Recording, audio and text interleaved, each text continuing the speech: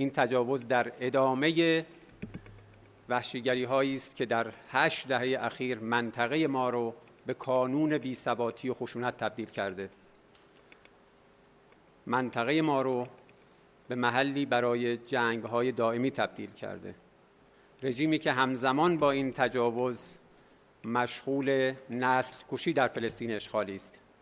و همینجا دوست دارم این رو به عرض همه برسونم که ما نباید جنایاتی که در همین الان در حال وقوع است در کرانه باختری و غزه رو فراموش کنیم به جهت اینکه یک تجاوز دیگری در حال وقوع است.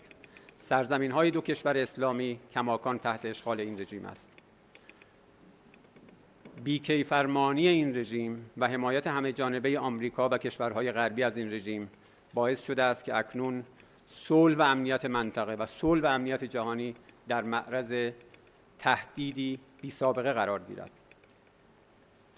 بنابراین همزمان که ما با تمام توان از کیان ایران دفاع می‌کنیم و با تمام توان از نیروهای مسلح دلیرمون حمایت می‌کنیم، مسئولیت تک تک کشورها، مسئولیت تک تک دولت‌های عضو سازمان ملل متحد رو یادآور می‌شویم که اگر واقعاً باور دارند به اصول مندرج در منشور سازمان ملل متحد، به اصل منع توسل به زور، اگر اعتقاد دارند به اصل حاکمیت قانون در سطح بین‌الملل، اگر اعتقاد دارند به نظام امنیت دست جمعی، باید همین الان اقدام بکنند. شورای امنیت سازمان ملل باید به وظایف خودش عمل کنه.